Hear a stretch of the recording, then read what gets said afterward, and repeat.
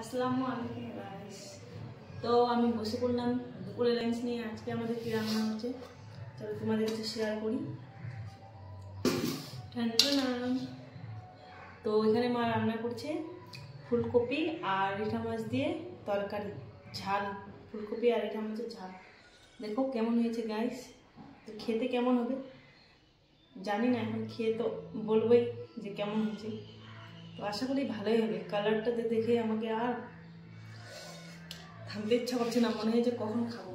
তো গাইস আমি বসে পড়েছি, এখন প্রায় 2-2:30 বেজে গেছে। লেট হয়ে গেছে আজকে কাজ করতে করতে। তো কাজ করার পর স্নান টান করে নামাজ পড়লাম। তো এদিকে খাওয়া রেডি হয়ে গেছে। আমি সকালে আজকে নাস্তা করিনি, তাই খিদা খুব পেয়েছি। তো দেখো এই যে আমি এখানে তরকারি নিয়ে নিয়েছি, ফুলকপি আর রিঠা মাছের ঝাল, এখানে হচ্ছে লাউয়ের ডগা ভাজা, এখানে আলু মাখা। তো গাইস এখন আমি খাওয়া স্টার্ট করবো, খেয়ে তোমাদেরকে বলবো কেমন হয়েছে।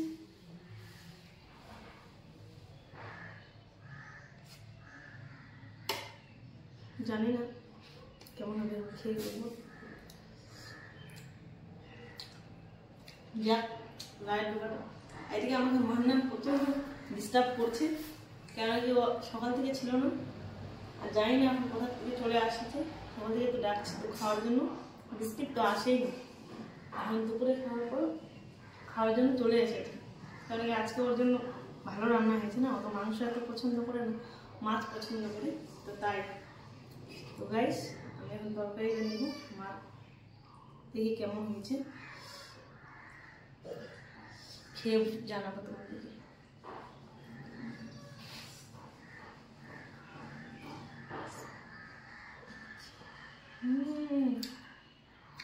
দারুণ।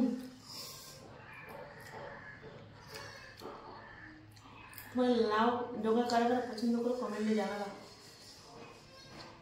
আমার তো খুবই টেস্ট লাগে।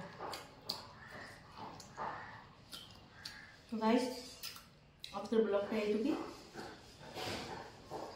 এখন আমি খাবো, প্রচন্ড খিদা পেয়েছে। Tata bye bye.